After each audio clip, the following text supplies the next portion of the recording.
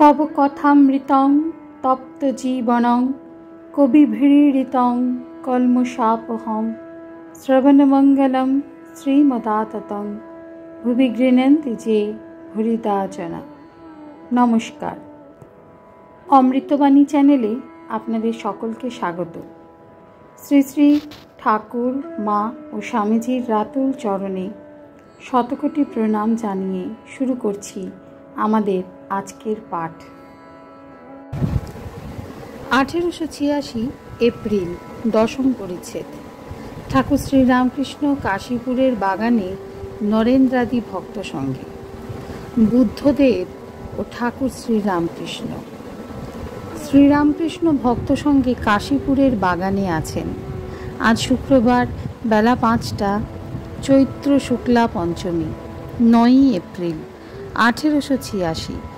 नरेंद्र, काली, Niranjan master नीचे बसिया कथा कहितेছেন। निरंजन मास्टारेर प्रति विद्यासागरेर नतून एकटा स्कूल नाकि हबे, नरेनके एर एकटा कर्म जोगाड़ करे नरेंद्र आर विद्यासागरेर काछे चाकरी करे काज नाई। नरेंद्र बुद्धगया हইতে सबे फिरियाছেন, सेखाने बुद्ध मूर्ति दर्शन करियाছেন এবং সেই মূর্তির সম্মুখে গভীর ধ্যানে নিমগ্ন হইয়াছিলেন। যে বৃক্ষের নিচে বুদ্ধদেব তপস্যা করিয়া নির্বাণ প্রাপ্ত হইয়াছিলেন, সেই বৃক্ষের স্থানে একটি নতুন বৃক্ষ হইয়াছে, তাহাও দর্শন করিয়াছিলেন।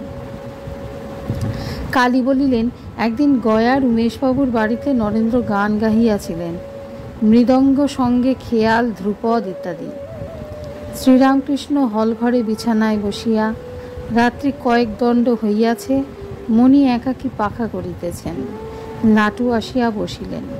শ্রীরামকৃষ্ণ মণির প্রতি একখানি গায়ের চাদর ও একজোড়া চটি জুতা আনবে। মণি, যে আজ্ঞা। শ্রীরামকৃষ্ণ লাটুকে, চাদর 10 আনা ও জুতা সর্বশুদ্ধ কত দাম? লাটু, 1 টাকা 10 আনা। ঠাকুর মণিকে দামের কথা শুনিতে ইঙ্গিত করিলেন। নরেন্দ্র আসিয়া উপবিষ্ট হইলেন। শশী, রাখাল ও আরও 2-1টি ভক্ত আসিয়া বসিলেন।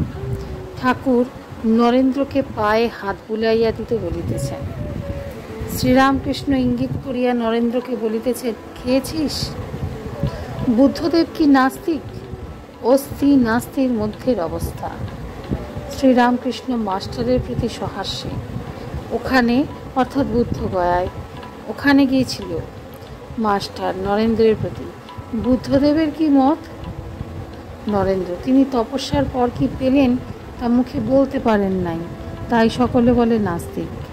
শ্রীরামকৃষ্ণ ইঙ্গিত করিয়া, নাস্তিক কেন? নাস্তিক নয়, মুখে বলতে পারি নাই। বুদ্ধ কি জানো?